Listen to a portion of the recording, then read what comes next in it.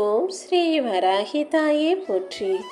என் அன்பு குழந்தையே, இத்தனை நாட்களாக நீ எதிர்பார்த்தது உன் கைகளில் வந்து சேரும். உன் வாழ்க்கை மாறி உனக்கான உயர்வு நிச்சயம் கிடைக்கும்னு நம்பி நம்பி காத்திருந்த உன் வாழ்க்கையில் இப்போது உன் கஷ்ட காலத்தையும் காத்திருப்பு காலத்தையும் முடிச்சு வச்சு நீ எதிர்பார்த்த பரிசை உன் கைகளில் சேர்ப்பதற்காக தான் இந்த வராகி அம்மா இப்போது உன்னை தேடி வந்தேன். உனக்கு நியாயமாக கிடைக்க வேண்டிய விஷயங்கள் கூட அநியாயமாக உனக்கு கொடுக்கப்படாமல் பறிக்கப்படுதே. உன்னை புரிஞ்சிக்காம எல்லாரும் ஒவ்வொரு விதத்தில் உனக்கு கஷ்டத்தை கொடுக்குறாங்களே நினச்சி நீ வருத்தப்பட வேணாம். எது உனக்கு உரிமையானது, எது உனக்கு சொந்தமானதுன்னு இந்த வராகி அம்மா நான் முடிவு செஞ்சிட்டேன். நிச்சயமாக எந்த வழியிலாவது நீ ஆசைப்பட்டதை உன் வாழ்க்கைக்கு உகந்ததை உன்னை வந்து சேரும்படி நான் செஞ்சு கொடுப்பேன் என் செல்லமே.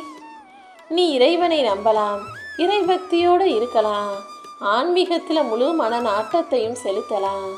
ஆனால் எல்லா ஆன்மீகவாதிகளையும் எல்லா ஜோசியக்காரங்களையும் நம்பணுன்ற அவசியம் உனக்கு இல்லை. ஏன்னா இறைபக்தி மட்டும்தான் உண்மையே தவிர மற்றது எல்லாமே மனித வாழ்க்கையின் சூட்சும யதார்த்தத்தை புரிஞ்சுக்கிட்ட சில பக்குவப்பட்டவர்கள் சொல்லக்கூடிய அனுபவமிக்க வார்த்தைகள் மட்டும்தான். ஜோசியக்காரன் சொல்கிறான்னு கஷ்டம் வந்துருச்சேன்னு முதல்ல என்ன செய்வேன், அவங்க சொல்கிற பரிகாரத்தை செய்வேன். அப்படி பரிகாரம் செஞ்சும் நடக்கலாங்கும் போது வேறு ஜோசியக்காரனை போய் பார்க்குறீங்க. அவங்க சொல்லி எதுவும் சரியாகலாம் போது வீடு தான் பிரச்சனை, வீடு தான் ராசி இல்லைன்னு குடியிருக்கிற வீட்டை மாற்றுறீங்க.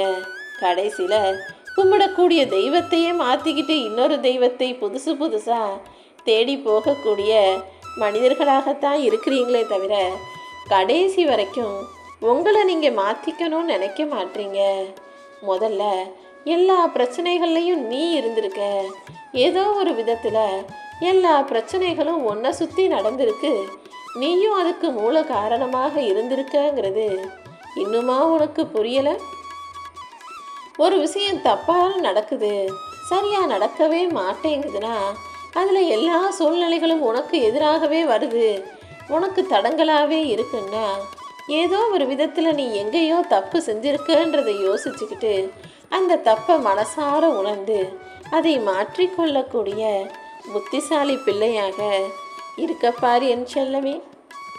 அது வேணும் இது வேணும்னு பேராசைப்படுறதை நிறுத்திக்கிட்டு அடுத்தவங்க வாழ்க்கையை பார்த்து ஏங்குறதை நிறுத்திட்டு உனக்கு எது நல்லதோ அதை சிறப்பாக செய்யக்கூடிய, உன் திறமையை முழு மூச்சா முழு முயற்சியோடு செய்யக்கூடிய ஆளாக நீ இருக்கும் பட்சத்தில் உன் வாழ்க்கை என்பது புன்னகை நிறைஞ்சதாக இருக்கும். அன்பு இருக்கும் இடத்துல அனைத்துமே கிடைக்குங்கிறத புரிஞ்சுக்கோ. என் மேலே நீ எந்த அளவுக்கு அன்பு வச்சிருக்கியோ அதை விட நான் உன் மேலே அன்பும் பாசமும் அருளும் கொடுத்துக்கிட்டு தான் இருக்கேன். கூடிய சீக்கிரம் உன் வாழ்க்கை நிச்சயமாக மாறும். வாழ்க்கை மாறும்போது இங்கே பல பேருக்கு வார்த்தைகளும் சேர்ந்தே மாறுது. கொஞ்சம் வாழ்க்கை நல்ல நிலைமைக்கு வந்துட்டாங்கன்னா அவங்க ஏதாவது யோசிக்காமல் வார்த்தைகளை விட்டுடுறாங்க. பேசக்கூடிய ஒவ்வொரு வார்த்தையும் உறவுகளை முறிக்கக்கூடிய சக்தி வாய்ந்ததுன்றத எப்போது ஞாபகம் வச்சுக்கணும் என் செல்லமே. ஒரு வார்த்தை ஏதோ தப்பாக அவசரப்பட்டு யோசிக்காமல் நீ பேசிட்டீன்னா அதுக்கப்புறம் ஒரு 1000 முறை நீ மன்னிப்பு கேட்டாலும் அவங்க மனசில் அது முள்ளாக உறுத்திக்கிட்டும் காயப்படுத்திக்கிட்டும் தான் இருக்கும். மறுபடியும் அவங்க பழையது போல் உன்கிட்ட அன்பையும் உண்மையான விஷயத்தையும் காட்ட மாட்டாங்கன்றதை புரிஞ்சுக்கோ. எப்பொழுதும் வீசப்படும் கல்லிலும் பேசப்படும் சொற்களிலும் கவனமாக இருக்கணும். ஏன்னா கல் உயிரை கொல்லும், சொல்லு உயிரோட கொல்லுங்கிறது தானே உண்மை. ஒரு வார்த்தை ஒரு சொல் தப்பாக போயிடுச்சுன்னா ஆயுசு முழுக்க அவங்க அதை நினச்சிக்கிட்டு பாடாப்படுவாங்க. அந்த ஞாபகம் வச்சுக்கிட்டு அப்பப்போ நினச்சி ஒன்று வருத்தப்படுவாங்க, இல்லாட்டி கோபப்படுவாங்க. அதனால் இப்படிப்பட்ட எதிர்மறை எண்ணங்களை உண்டாக்கக்கூடிய எந்த வார்த்தைகளையும் உன் வாயிலிருந்து நீ பேசக்கூடாது என் செல்லமே. இதை தாண்டி வேறு யாராவது ஒன்று அவங்க தப்பாக பேசுகிறாங்க அல்லது அவங்க உன்னை தூக்கி எறிஞ்சு அலட்சியமாக நினைக்கிறாங்கன்னா நீ கவலைப்படாத. அவங்க இத்தனை நாளாக உன்னை இவ்வளவு மட்டமாக நினச்சிருக்காங்க. அவங்க மனசில் எந்த இடத்துல நீ இருந்திருக்கன்றது இப்போது தெரிஞ்சுக்கிட்டு அவர்களை விட்டு விலகி போக தயாராக என் செல்லமே. உனக்கு தேவையானதெல்லாம் தேடும்போது கிடைக்காது. ஆனால் வேறு ஏதாவது ஒரு விஷயத்தை தேடும்போது இப்போ எப்பயோ தேடினது அன்னைக்கு உன் கைகளில் கிடைக்கும். இதே போல தான் வாழ்க்கையும். வாழ்க்கையில் சில விஷயங்களை நீ எதிர்பார்க்கும்போது, தேவை இருக்கும்போது, தேடல் இருக்கும்போது தேடியது கைகளில் வந்து சேராது. அதற்கு பின் தேவைகள் மாறி வேறு ஏதாவது விஷயத்துக்காக நீ வாழ்க்கையில் முயற்சி செய்யும்போது அப்போது இந்த விஷயம் அப்போது நடக்கும். இது எல்லா மனிதர்களுக்கும் வாழ்க்கையில் நடக்கக்கூடிய யதார்த்தமான ஒரு விஷயந்தான். அதனால் இதை பற்றி பெருசாக யோசிக்காமல் அலட்டிக்காமல் எது எது எப்போ உனக்கு கிடைக்குதோ அதை கொஞ்சம் மனசு மாற்றிக்காமல் அப்படியே ஏற்றுக்க தயாராக என் செல்லமே. யார் உன்னை எப்போ கூப்பிட்டாலும் ஓடிப்போய் அன்பா பாசமாக உயிராக உறவா நீ நிற்கிறதால தான் அவங்க உன்னை மலிவாக நினைக்கிறாங்க. இனிமேலாவது அவங்க உன்னை கூப்பிடும்போது கொஞ்சம் தேடி அப்புறமா உன்னை கூப்பிட்டு நீயும் கொஞ்சம் வேலையாக இருக்க மாதிரி காட்டிக்கிட்டு கொஞ்சம் அரிதாகவும் அவர்களை தேடி போகக்கூடிய ஆளாக இரு. தேடினவனே கூப்பிட்டவனே ஓடிப்போய் நின்னா அங்கே உனக்கு மதிப்பும் மரியாதையும் பெருசாக கிடைக்காதுங்கிற அந்த உண்மையை புரிஞ்சு நடந்துக்கோ என் செல்லமே.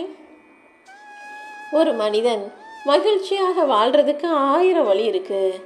ஆனால் நீ கவலை இல்லாமல் வாழணும்னா அதுக்கு 3 வழி தான் இருக்குது.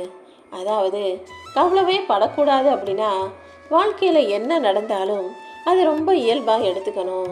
வர்றது வரட்டும், கிடைக்கிறது கிடைக்கட்டும், போகிறது போகட்டும், நடக்கிறது நடக்கட்டும்னு வாழ்க்கையை அதன் போக்கிலேயே விட்டுட்டீன்னா தேவையில்லாத கவலையும் கஷ்டமும் உன் மனசுக்குள்ளே வந்து குடியேறாது என் செல்லமே. வாழ்க்கை எப்படி வேணாலும் மாறட்டும். உன் வாழ்க்கை மேலே கீழே இன்பம் துன்பம் துக்கம் மகிழ்ச்சின்னு எப்போ எந்த சூழ்நிலையில் எப்படி மாறினாலும் உன் எண்ணங்களும் உன்னுடைய சிந்தனைகளும் உன்னுடைய பேச்சும் ஒருபோதும் யாரையும் காயப்படுத்தாமல் இருக்கும்படி பார்த்துக்கோ. ஏன்னா சூழ்நிலைகள் மாறிடும். கஷ்டமாக இருந்த சூழ்நிலைகள் எல்லாம் அப்புறம் உனக்கு சாதகமாக சந்தோஷப்படும் விதத்தில் கூட மாறிடும்.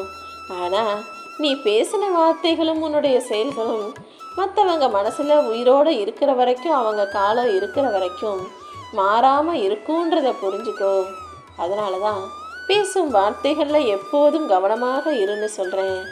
நீ யாரையாவது முழுசாக நம்பி அவங்க மேலே முழு அன்பை காட்டும்போது அவங்க காலம் முழுவதும் அப்படியே இருந்துட மாட்டாங்கன்ற உண்மையையும் நீ ஞாபகம் வச்சுக்கணும் என் செல்லமே. நீ அடுத்தவங்களை முழுசாக நம்பி இருக்கும்போதோ சார்ந்து இருக்கும்போதோ அவங்க குணம் மாறும்போது அவங்க எந்த சூழ்நிலையில் எப்படி நடந்துக்குவாங்க, எப்போது உன்னை விட்டு விலகி போவாங்க அல்லது உன்னை ஒதுக்கி வைப்பாங்கன்னு உன்னால் உணர முடியாது. அப்படி அவர்கள் உன்னை விட்டு வெளியேறும்போது அல்லது உன்னை ஒதுக்கி வைக்கும்போது உன் மனசு படாத பாடுபட்டுரும். அதுக்காக தான் எப்போவுமே யாரையுமே முழுவதுமாக நம்பி இருக்காதன்னு சொல்கிறேன். உனக்காக யார் ஒரு சின்ன உதவி செஞ்சாலும் அவங்கள ஒருபோதும் மறக்காதே. அதே போல் யாராவது உன் மேலே அன்பு பாசம் நேசத்தோடு நடந்துக்கிட்டாங்கன்னா அவர்களை ஒருபோதும் வெறுக்கக்கூடாது. உன்னை யாராவது முழுசாக நம்பினாலும் அவர்களை ஒருபோதும் நீ ஏமாற்றக்கூடாது என் செல்லமே. உன் கூட உண்மையான பாசம் வச்சு பழகிறவங்க யாருமே ஒருபோதும் உன்னை விட்டு விலகி போக மாட்டாங்க. ஆனால் தேவைக்காக காரியத்துக்காக உன் கூட பழகிறவங்க ஒரு குறிப்பிட்ட காலகட்டத்தில் அவங்க காரியம் முடிஞ்சவனே தேவைகள் தீர்ந்தவனே உன்னை விட்டு விலகி போக தான் நினைப்பாங்க. சுயநலக்கார மனிதர்கள் நிறைஞ்ச இந்த பூமியில் நீ கொஞ்சம் கவனமாகவும் இருக்கணும். அடுத்தவங்கள முழுசாக நம்பி அப்புறம் நீ ஏமாந்து கஷ்டப்படக்கூடாதுங்கிறதுக்காக தான் இதை சொல்கிறேன். உன் வாழ்க்கையில் வரக்கூடிய இழப்புகளை நினச்சி வருத்தப்படாத. நீ எதை இழந்தாலும் அதை விட சிறப்பான ஒன்றை நிச்சயமாக உன் வாழ்க்கையில் நான் கொண்டு வந்து கொடுப்பேன். நீ எப்போதும் தன்னம்பிக்கை இழந்து மனசோர்வடைந்து உன்னை மட்டும் இழந்துடக்கூடாது. உன்னை உயர்வான ஆளாக எப்போவுமே நினச்சிக்கோ. உன்னால் எல்லாம் முடியுன்ற அந்த தன்னம்பிக்கையோடு கூடிய தைரியமான வார்த்தைகளையும் நம்பிக்கோ. நீ எப்போதும் உன்னை உயர்வாகவும் தன்னம்பிக்கையோடும் தைரியத்தோடும் வச்சுக்கணும் என் செல்லமே. இந்த உலகத்தில் எல்லாருக்கும் தாயும் தந்தையும் உணவும் இருக்கிற இடமும் எல்லாமே கிடைக்கிற வரைக்கும் எதையுமே பெருசாக நினைக்க மாட்டாங்க. ஆனால் தாய் தந்தை இழந்த அனாதைகிட்ட போய் நீ கேட்டினா தாய்ங்கிறது எவ்வளோ பெரிய வரம்னு அவங்க அவ்வளோ தூரம் பேசுவாங்க. என்ன செய்கிறதுன்னு ஒருத்தனுக்கு வழிகாட்ட ஆள் இல்லாத போது, திக்கு தெரியாத காட்டில் முழிக்கிற மாதிரி ஒருத்தன் தனியாக கஷ்டப்படும் போது அவங்கிட்ட போய் தந்தையை பற்றி கேட்டினா அவங்க சொல்லுவாங்க அவங்க அப்பா இருந்திருந்தா அவர் வாழ்க்கையில் அவங்க எப்படிலாம் வந்திருப்பாங்கன்னு. உனக்கு இதெல்லாம் சுலபமாக கிடச்சிருச்சு, உன் கூட இருக்கு. அப்படிப்பட்ட தாய் தந்தையர்களை நீ போற்றி பாதுகாக்கணுமே செல்லமே. உணவு இல்லாமல் பசியோடு இருக்கிறான் பாரு, அவனுக்கு தான் பசியோட அருமை தெரியும். படிக்காதவங்க கிட்ட போய் கேட்டினா அவங்க அந்த படிப்போட அருமை பெருமைகளை அளவில்லாமல் பேசுவாங்க. அதே போல் காசு பணம் இல்லாதவனுக்கு தான் அது ஒன்று எவ்வளோ பெரிய பொக்கிஷமாக தெரியுன்றது தெரியும். காசு கையில் வச்சிருக்கவன் காசை பெருசாக நினப்பான், ஆனால் அதனுடைய மதிப்பு அவங்களுக்கு பெருசாக தெரியாது. ஆனால் காசு பணம் இல்லாமல் கஷ்டப்படுறவங்க ஒவ்வொரு ரூபாயையும் ஒவ்வொரு நோட்டுக்கும் எவ்வளவு யோசிப்பாங்க, எவ்வளவு ஆசைப்படுவாங்க, எதிர்பார்ப்பாங்கன்றது அவங்களுக்கும் எனக்கும் மட்டுமே தெரிந்த ரகசியமாக இருக்குது என் செல்லமே. வாழ்க்கையில் எல்லாத்தையும் இழந்து கஷ்டப்படுறவனுக்கு மட்டும்தான் இறைவனின் அருமை தெரியும். ஏன்னா அவங்க கூட யாருமே இருக்க மாட்டாங்க. ஆனால் இந்த வராகி அம்மா நான் இருப்பேன். மனிதர்கள் யாருமே இல்லாமல் யார் நிராதரவாக தவிக்கிறாங்களோ, யார் கஷ்டத்தோடும் கவலையோடும் வாழ்க்கையை வாழ்ந்துக்கிட்டு இருக்காங்களோ அவர்களுக்கு வாழ்நாள் துணையாக, வாழ்க்கை துணையாக, வழித்துணையாக இந்த வராகி அம்மா எப்போதும் இருப்பேன் என் செல்லமே. உன் வாழ்க்கையிலையும் உன் வாழ்நாள் முழுவதும் என்றும் என்றென்றும் எப்போதும் இந்த வராகி அம்மா நான் இருந்து நீ எதிர்பார்க்குறதையெல்லாம் உன் கைகளில் கொடுக்க போகிறேன்.